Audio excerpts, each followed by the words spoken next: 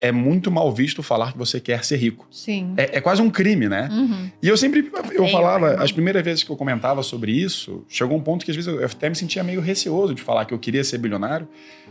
E porque as pessoas veem isso como algo feio. Sim. Quando não é algo feio, né? Na verdade é algo legal, algo admirável. Você querer construir um negócio, ajudar as pessoas, crescer. Então, ao longo do tempo, ao longo do livro, né? Eu fui vendo várias coisas e falei, tá vendo? Né? Eu tinha razão. Então, acho que a mentalidade que ele tenta trazer ali, que é de um pouco tirar esse preconceito contra a riqueza, construção de fortunas, acho que é fundamental. Especialmente num país que mais de 90% das pessoas nunca se planejaram para aposentadoria. Então, acho que é uma forte recomendação de leitura para todos. Antes de passar a palavra para a Giovana, o ponto nas ações que eu discordo, eu estava comentando com o Felipe antes da gente começar aqui o podcast, é porque ele fala do investimento em ações, mas de uma maneira que, cara, é altamente especulativa. Ele fala assim, não, eu pego algumas empresas porque o meu corretor, tá escrito no livro assim, mas seria um assessor dele, me falou daquela empresa, aí eu vou, compro e semanas depois a empresa vai lá e sobe 100%. Ah, tá, claro. Só que não. Entendeu? Todo Aí eu dia. falei, pô, Robert, tá forçando, né? Porque ele fala, não, e aí nem sempre sobe, às vezes cai. Mas ele fala das vitórias, não das derrotas. Porque na média, eu acho difícil no longo prazo ele ter ganho com essa estratégia do S&P 500, por exemplo. Sim. Acho bem complicado, né? Se você pega até o Warren Buffett, que é aquela lenda do mercado, você pega desde a década de 60, ele dá uma surra no S&P. Você pega os últimos 20 anos, já é bem diferente. Ele não consegue ganhar muitas vezes. Mas, por favor, Giovana, sua opinião. Eu não tinha lido o livro antes. E eu tinha o livro em casa, mas sabe aquele livro que você compra porque todo mundo falou que é bacana ler, só que fica na pilha? Outros entram na lista de prioridade, então eu não tinha lido.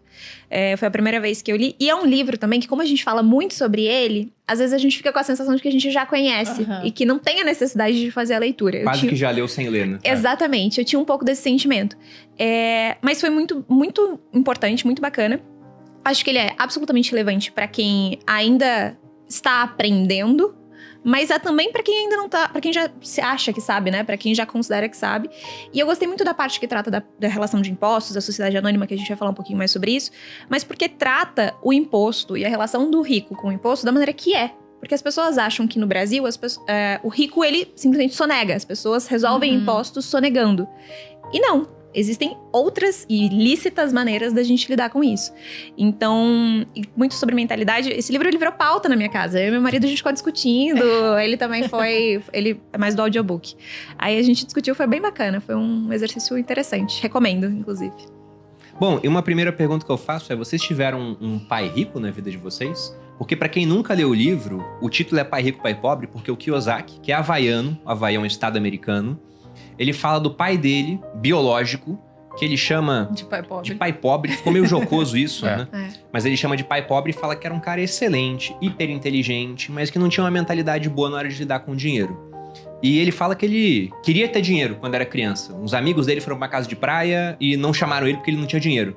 Aí ele falou com o pai pobre, falou, olha, eu não tenho dinheiro. Ele falou, olha, eu não consigo te ensinar sobre isso, mas o pai do Mike, que era o melhor amigo dele, pode te ensinar. Porque ele é um comerciante muito bom e parece que ele vai construir um império. E depois, o pai do Mike virou o homem mais rico do Havaí, segundo o Robert Kiyosaki. E aí ele vai no pai do Mike e começa a ter ensinamento sobre dinheiro. Então ele fala, olha, o meu pai pobre era uma pessoa excelente, mas o meu pai rico, que foi quem me deu essa educação empreendedora, foi o pai do Mike. Então ele fala do papel que esse cara teve na formação intelectual dele, nessa parte financeira, e os dividendos que ele colheu ao longo da vida.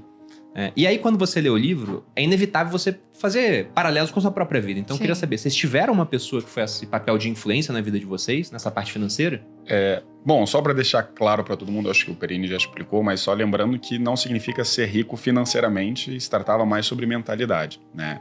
Até porque o pai rico não era ricão nessa época. Não era, né? Depois. Exatamente. Ele, inclusive, o filho dele sofreu, de certa forma, um bullying porque eles não tinham dinheiro, que os dois não puderam ir, não foram convidados para a viagem. Eu não vim de uma família rica, né? Também nunca passei necessidade, a tradicional classe média brasileira.